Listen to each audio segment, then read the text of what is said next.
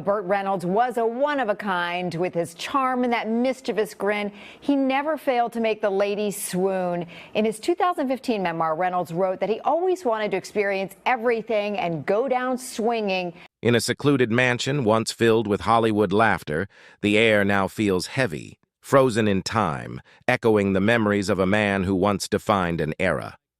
Burt Reynolds, the mustached icon of charm and swagger, lived a life that seemed larger than the silver screen itself. But after his death, something chilling emerged from the shadows of his Florida estate, something that left even his closest friends speechless. When a team of estate handlers entered Burt's basement to prepare the property for sale, they expected to find memorabilia, scripts, maybe a few forgotten awards. What they actually found, no one could have predicted. Hidden behind a false wall and layers of dust was a secret room, untouched for decades. Inside lay a collection of personal items, mysterious recordings, and letters that revealed a side of Reynolds few ever knew existed. Some said it was his confession.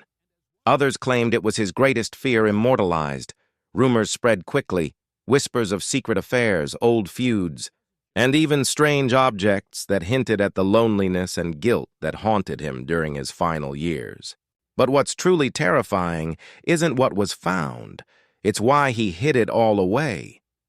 This is the story of Burt Reynolds' hidden truth, the one buried deep beneath his fame, his fortune, and his smile.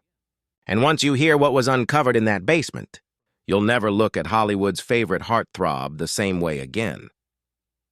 Long before the shocking discovery in his basement, Burt Reynolds was the very definition of charisma and success.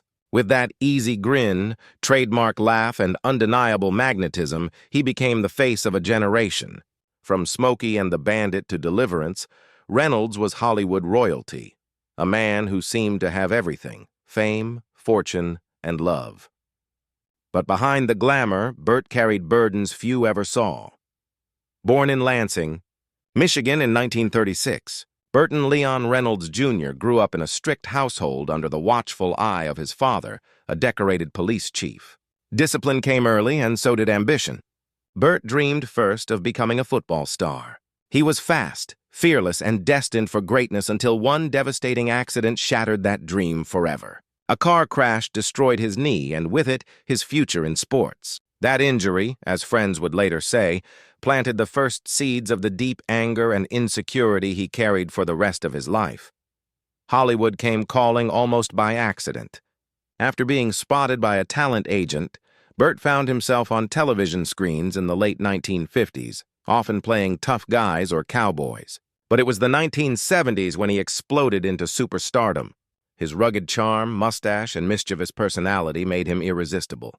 At one point, he was the highest-paid actor in the world, a sex symbol, and the man every guy wanted to be.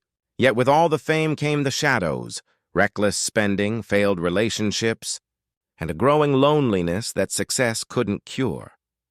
Friends often describe Burt's home as his sanctuary, filled with keepsakes from his career, movie posters, rare cars, and trophies from decades of triumph. But few ever ventured into the basement. It was off-limits even to his closest friends. Burt would jokingly say it was just a mess. But those who knew him sensed something more, a quiet pain he didn't want anyone to see.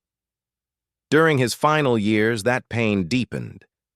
His health began to fail, his fortune dwindled, and he faced mounting debts. He sold off much of his beloved memorabilia, yet he still kept certain things hidden.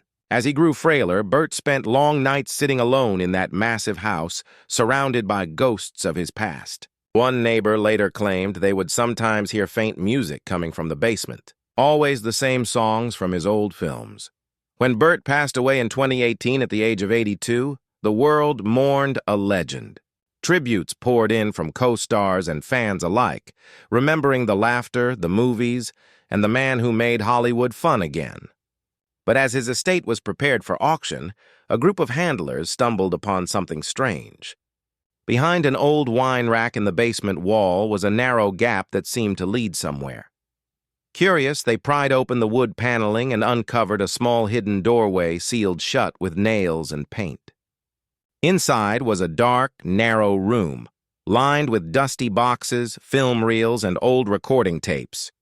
It was clear no one had stepped inside for decades. The air was stale, the floor covered with newspaper clippings, many of them about Burt's failed marriages and career troubles.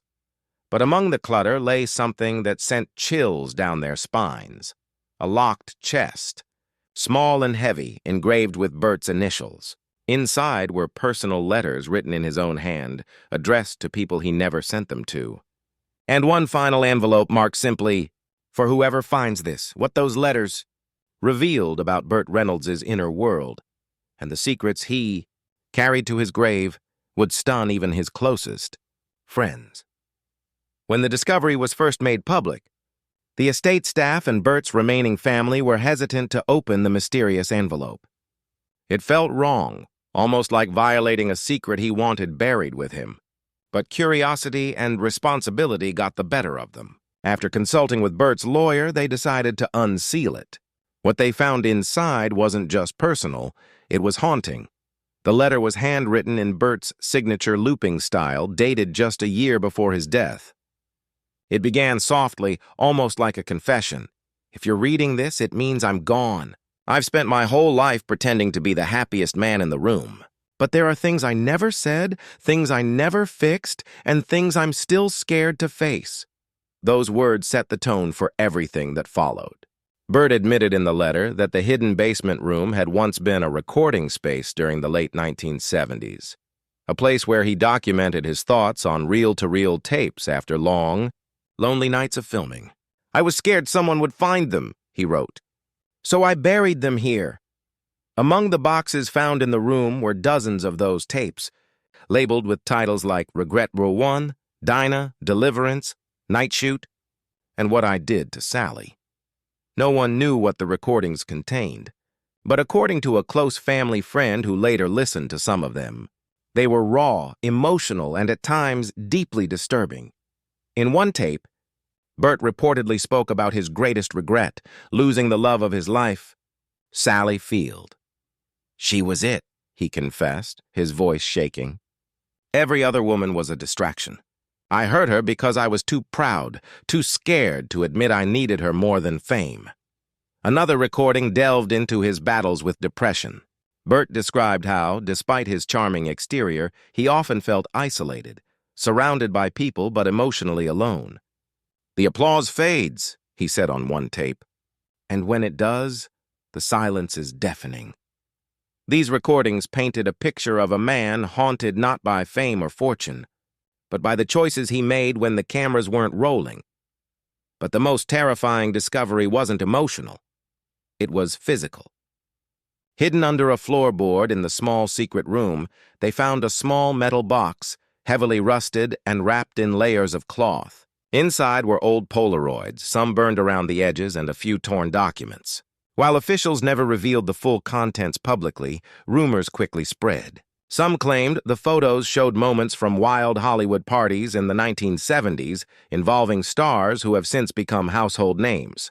Others insisted they were connected to a personal tragedy Burt never spoke about, something that could have destroyed reputations if revealed at the time. Burt's close friends, like actor Dom DeLuise's son, later commented, "Burt carried so much guilt. I think he hid those things because he couldn't forgive himself." The mysterious items were reportedly turned over to his estate manager and secured in a private vault, never to be displayed or discussed again. In the following weeks, news outlets swarmed the story, spinning rumors and wild theories about what had really been hidden beneath the actor's home. Some fans believed the secret room held evidence of a project Burt abandoned, a film he shot but never released. Others thought it might contain financial records, proof of Hollywood's darker side.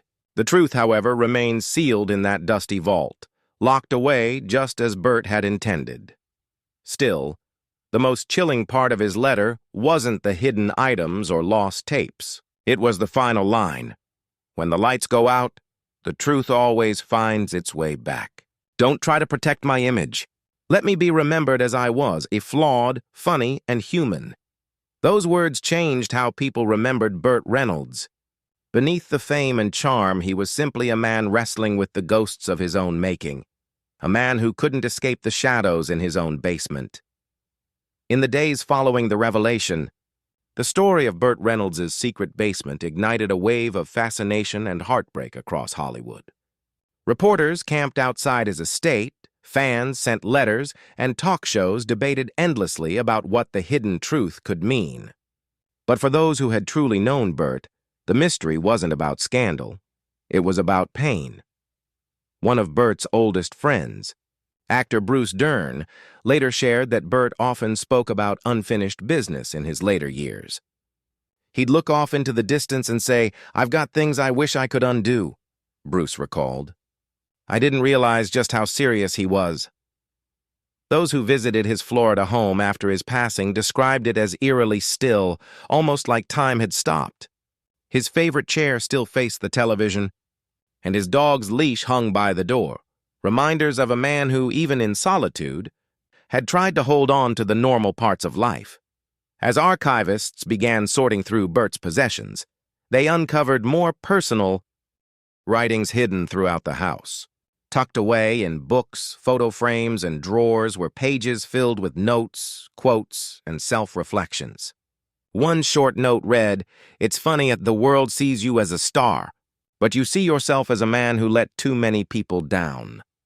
These discoveries painted a picture of a deeply introspective soul who never stopped questioning himself.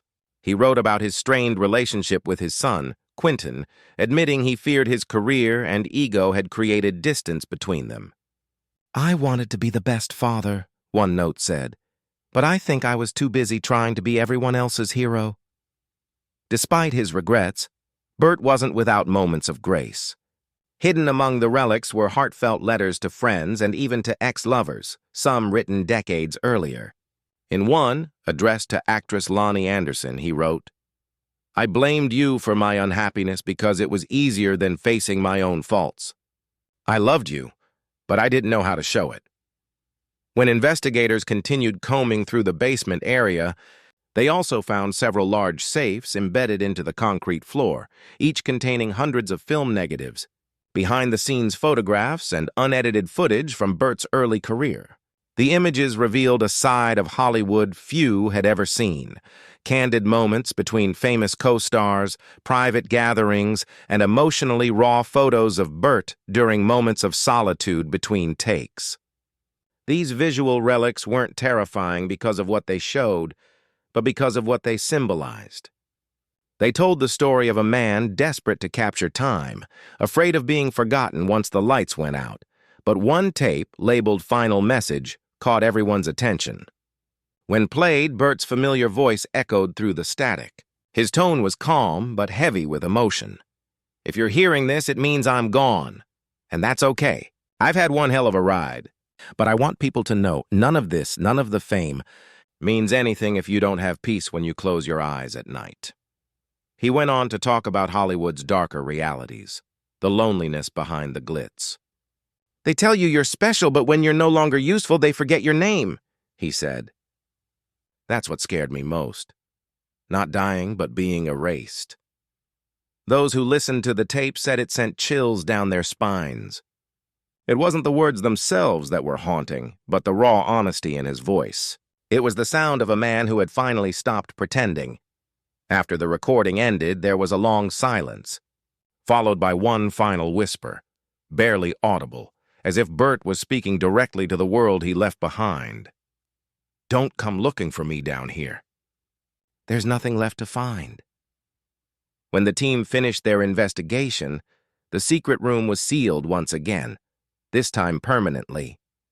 But the story of what was found there continued to ripple through Hollywood, a chilling reminder that even legends have shadows.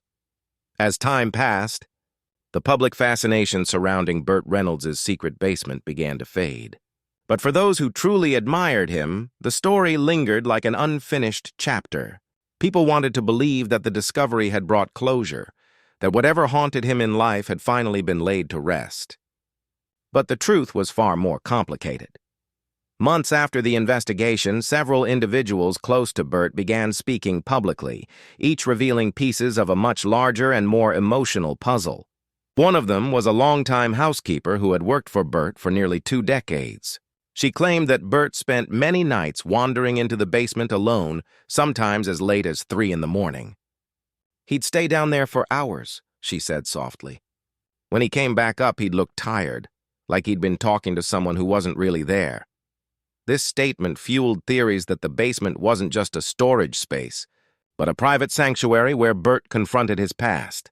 Some believed he used the tapes and letters as a form of therapy, a way to unburden himself from the regrets and memories he could never voice aloud. To outsiders, it may have seemed eccentric, but to those who knew the real Burt Reynolds, it was simply the mark of a man who carried too much for too long.